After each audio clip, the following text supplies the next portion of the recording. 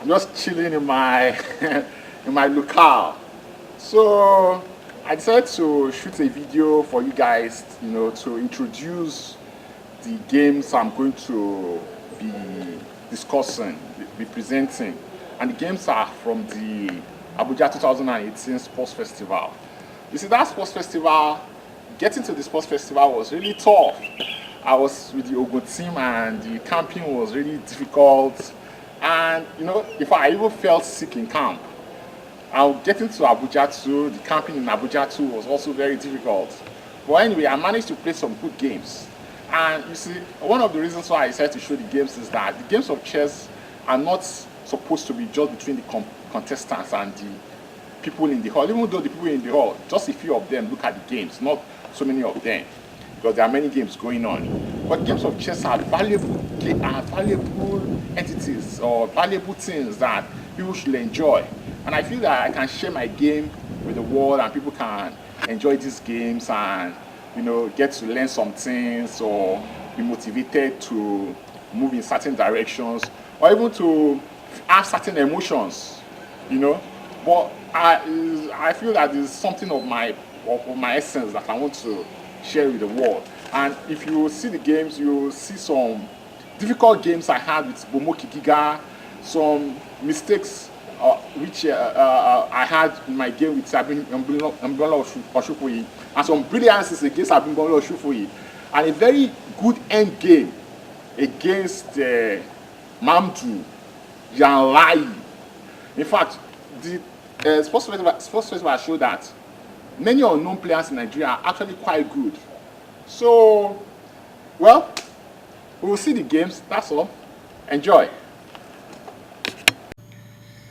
So this is from the second round of the sports festival in Abuja 2018.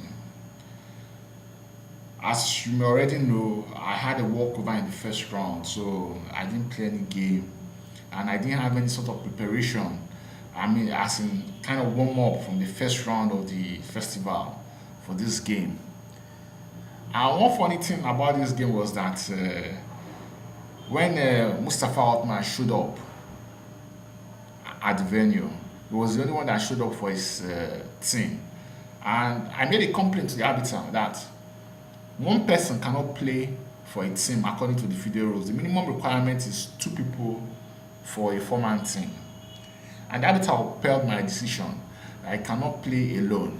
So I was dreaming that I had an easy win without work in my second round, just as I had in my first round. But alas, laziness and easy life does not lead to prosperity. And Mustafa Altman punished me. But even though I'm being immodest, as some would say, but it's not an easy thing to beat me. Most of the time, what you can get is a draw if you play very well, But for him to win me in this game, he played some pretty good ideas. He sacked some pawns and he took advantage of the weaknesses I created in the position, and you learn some things from his play.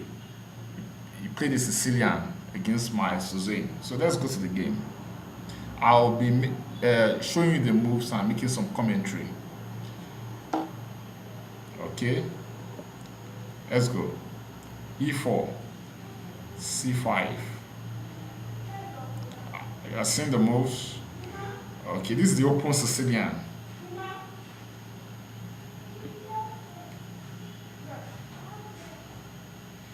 This is the Suzanne. Now, this is the G4 Suzanne. This is one of the most violent variations of the Suzanne. The Suzanne itself is violent, but this makes it even more violent. But with violence comes the responsibility to be controlled, because it can go out of control against you as it went in this game, but not because I was over violent or because I was scared. And you'll see the move that got me scared. Gets the move, this one. Let me show you why I was scared. I was scared that if I play bishop e3, that it will play queen a5 and it will be threatening knight b3 when I can't pick with my a pawn. I'll have to pick with my c pawn, thereby, having an opening, an open file in front of my king where my king is going to castle to. So that was why I played bishop d2. But let's continue with the game. Bad move. Bishop e3 was actually the best move. If you had seen the earlier play, you would have seen that I needed to play more accurately than I've played in this game. Like this now, I'm very inferior. Now, but I'm not lost, especially with his knight to his bishop. But I'm still much, much inferior. And my game is really difficult. Like now here I was short on time and I didn't know the right plan to follow. I was still hoping that I could swindle the game. But even if I could get a draw, I would have been happy with it. But to find the correct plan for a draw is not easy. Maybe you can find it for me and post it in the comments in this position. This is at move 16. What's the wise plan for a draw from move 17? Post it in the comments in the game 2 of the Abuja Sports Festival, Tolulope Ogunwobi versus Mustafa Othman. Well, I tried to blockade on d3 and stop the pawn roll on c4. But first of all, I tried to confuse him first, play this, then the plan I was talking about, blockading on d3. But it just got my position worse. You see? It's so fast. Trying to blockade on d3 just got my position worse. The pawn is sacked, even opened a file for him against my king and gives me a much worse position. Now he's threatening, he has c2 and the e file to combine with for his meeting attack.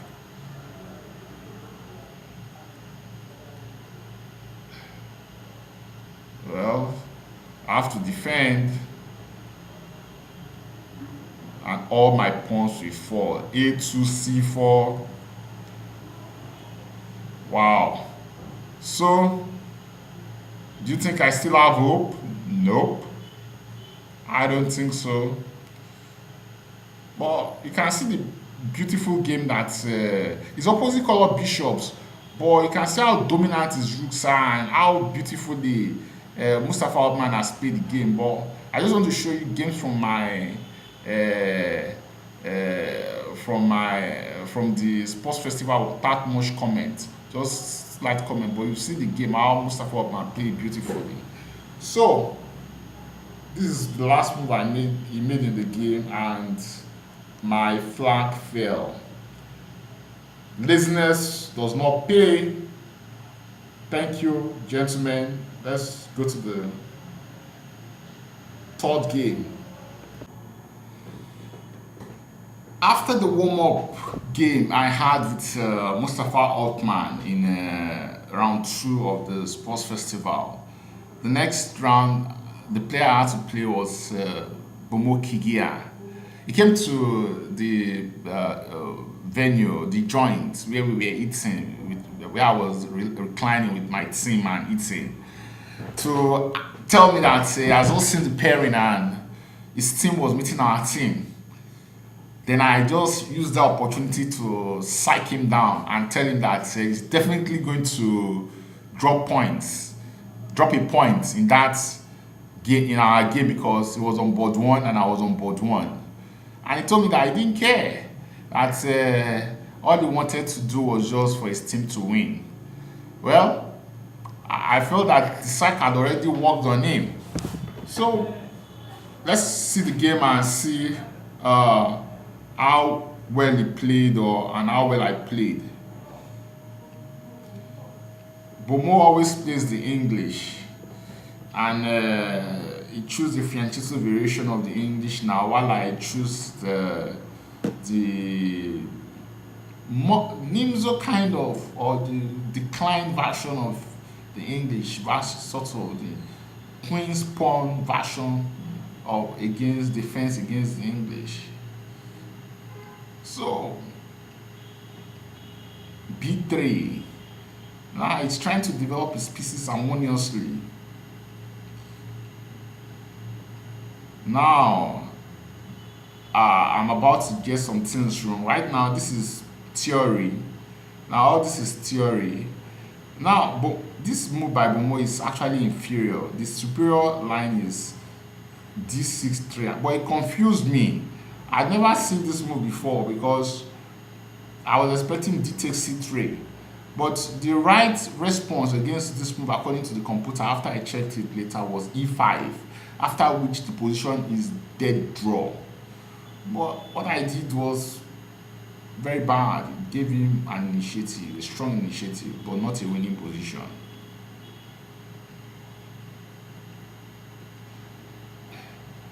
That's a nice tactic to save my rook. His queen is under attack, but now he has a rook on the 7th rank.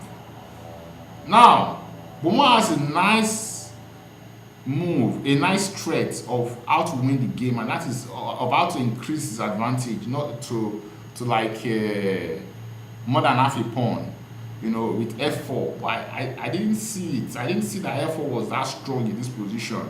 Such moves are too deep for players of my strength. Maybe someone like Kramnik will see it, or some of the super GMs. But in Africa, we will see. But Bayo said he saw it much later, as in after thinking so long about the game for like 2 days, that he saw it. Bayo Adeboyega said he saw f4. Well, I don't know whether the computer assisted him, but I played rook d1, and then when he moved the rook, then I played my e5, stopping the f4. So now the point of e5 is to put the bishop on e6 when I'm totally solid. It's trying to control c7 so that I don't pick a pawn there, or try to exchange on c8 and pick a pawn on, and get to c7 to pick a pawn ball. With the way he played the game, he couldn't stop me from, you see, now now he can't stop me from getting liberated, you see.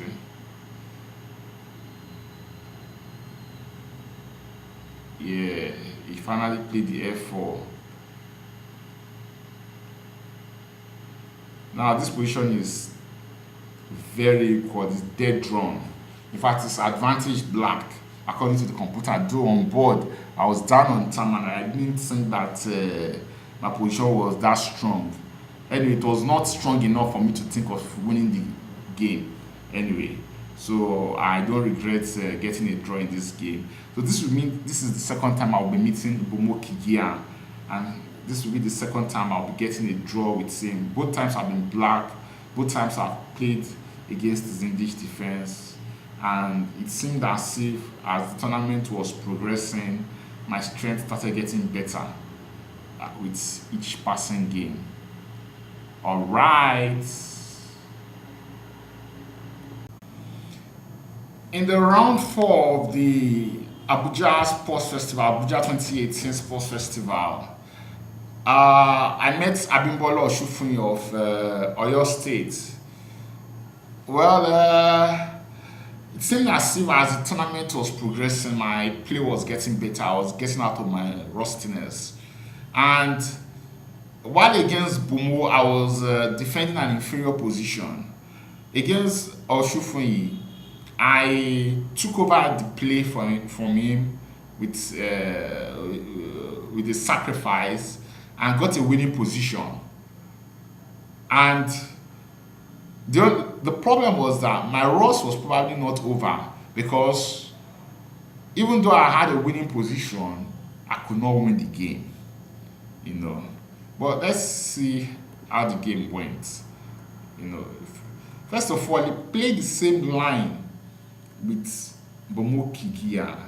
So I started suspecting that he saw the game against Bomo that was why I said that I had to deviate with d4 to another variation. I don't know all these lines very well, especially this d4 line I just played just now against Oshufun Young GM. I had to find out all the ideas on board. Why he knew almost everything according to him before, but he couldn't give me problems I couldn't solve. And this is plan is strong, gives him pressure on the queen side, but I'm coping. It took me uh,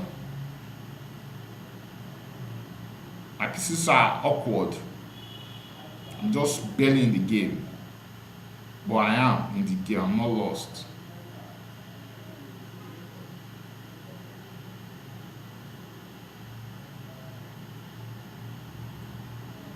Wow. Simplification, that's good for me. Now I'm about to open a file. I think by this position I had equalized. It's still L bent. I think by now I should have seized the advantage from him or equality, you know. Though I've not checked this game with the computer, but because he has weakness on a3 and my open file is about to open, my b file is about to open, I prefer my position. He's still trying to pick my bishop and weaken my king side. Now I sacrifice. I think here he should just pick the bishop on a8. That would be better for him. But if he picks the bishop on a8, I'll pick the knight on 6 and pick the bishop, and maybe that would have won the game for him. What would I have done? Is it equal points like this? Let's see. I'm a pawn up like this. I'm a pawn up like this. So if he picks the bishop, then I'll pick the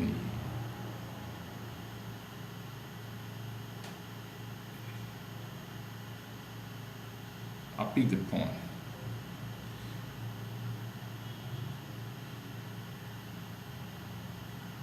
He beats the bishop. I'll pick the knight. I pick the knight or I pick the bishop. I think if he picks the bishop, I'll pick the knight. And if he picks the pawn, I'll pick the bishop. And it will be, I'll be a piece up. I'll be a piece up. Yeah. So he was forced to pick the knight. This variation was forced. So I get the advantage. These are, now how do you see it? I guess Oshufunyi, young GM, but one of Oyo State. Look at me feeling fly. Is this not good for me? Yeah? So he moves to the open file and my queen switches, try to defend, and he moves his king up, I check him. He moves down, I still go to defend. And he thinks I'm going for repetition, but at the last minute, I triple on the open file. And it gives me a check to try to create counterplay, but calculated that I'll have tremendous pressure on him like this. So it's forced, but now I'm explaining the end game from here. First of all, it simplifies and gives a check. At this check, as recommended by Fen Balogun, I should just play King F5 and I'll be closer to the center. But I played F6, which is still winning, but not the right way to go about it. Then it goes here, trying to stop my pawn's mobility. And I became afraid that Rook D8 is not good because he's going to play Rook C4, King F3, and King E4. Because even if I play King E5, King F5 to King F3, he has Rook C7. But, well, I'm fine with that in that variation, but I got scared. I was short on time. So I played something that will ensure that I don't lose the game and still keep the advantage, which is bad. Laziness. Wow. Picks the pawn. So, and at this point, I offered a draw because, according to all analysis and theory, this position is drawn. All right. So my play has started improving at the festival. First of all, I started with a loss. Then I drew an inferior position against Bomo. Now I'm being forced to a draw in a winning position, which I misplayed. So now I just have to correct myself a little bit and I'll start picking points at the festival. Let's see how I continue my games. My final serious game at the festival was in round 7 against Mamdu Yina Lana. And at this time I had passed through a lot of tough challenges with various outcomes. I never had yet to win a game in open play. The only game I'd won was a walkover, so I needed to win something. And Mamdu Yina Allah is an unknown player compared to all the others I've played, apart from the walkover. So I thought it would be easy. But alas, even with the inferior opening they played, chess is hard. It was tough. The end game was tough to win. Let's go to the game and see the ideas that happened. Yeah. This is the Tarash defense to the French. Now I'm setting a trap. Queen d4, then bishop b5, and I win the queen. Waiting for. So I'm trying to put pressure on the king, but it just simplified. This is a mistake by him. Well, I don't know, but developing a bishop, if he wants to develop the bishop, you should play b6 and put it on b7, or you should play b6, yeah, and put it on b7. But first of all, it's more important that it castles, so it doesn't castle again. Yeah. So now this king is exposed. He makes another mistake. He castles, and I win a pawn. Do you know, gentlemen, that this position is still very tough to win? Black can still, because of the presence of possible opposite color bishops and like this rook move on the open file, queen goes there, and a centralized queen. If I start running up and down, maybe I should play queen g3. That will be threatening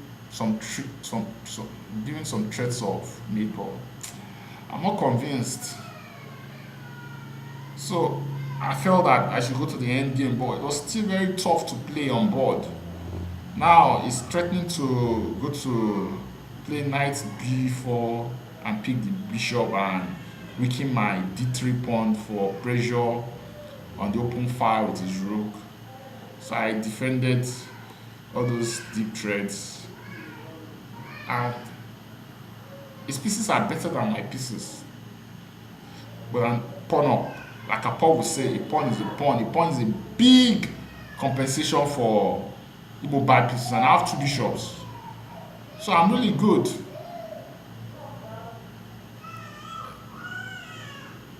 Now, with this move on board, when he played this, I ashed, so I'll be free. But I'm not sure that's the best move. I think I should have played bishop d2, because when I ashed and he played e5, it's not threatening f5. And if I don't play bishop d2, I'm in big shit. And even when I play bishop d2, I'm not sure that he has to play knight d5.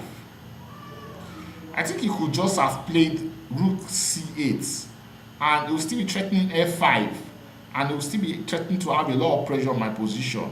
But play knight d5, and I move my rook to the open file, attacking putting pressure on e5, and he plays the F5, and I have some sort of good play. Now this is a mistake because of this. So he solved it with this. I played this with this. Now he has good compensation. Now the exchange I want is meaningless because these minor pieces are so powerful. So I play this and it comes here. I have to return the exchange. And it goes plays this. And it's just a pawn up for me. Still very tough. And I was trying to win this game because my fighting spirit was back in the competition. I was trying to win a game that was tough to win. But I had to win because now you can see that my bishop had to go here because he's threatening rook f2 and bishop d4 check, picking the rook. He went here. Now he's trying to pick a pawn. I'm just defending. g5. And look at this brilliant move. How do I gain advantage against this brilliant? Now his rook is going to be checking my king and I'm cut off. My king is having problems like this. It's not easy.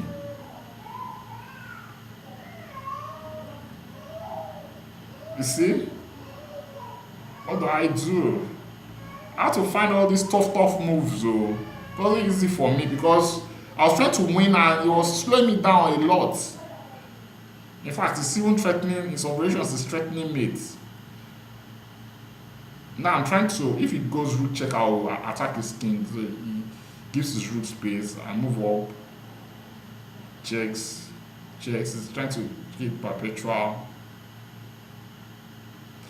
Now I'm forced to abandon that pawn. And I just calculated that I'll be faster than him to queen. Because his king is on the back rank and our queen will check.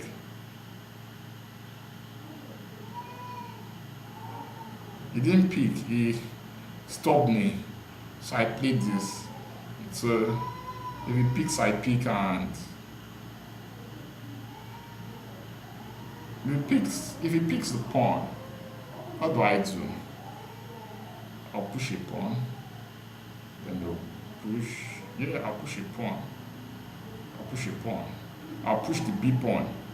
If he picks, I'll push the B pawn.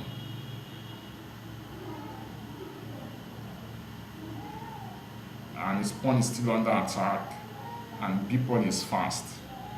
So he didn't pick.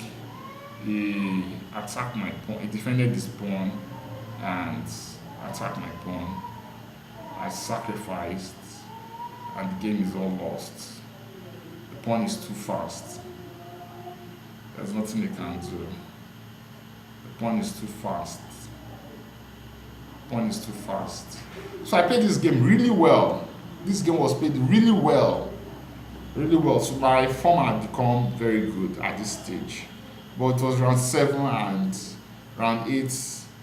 I couldn't play. I didn't get to play round 8, and even though I was in good form. But that's how this particular game ended. It was a fine game. Alright, so I went here and he resigned. Okay, that's it. So expect more videos from me in the coming days as I try to showcase my games to the world. Well done, everybody.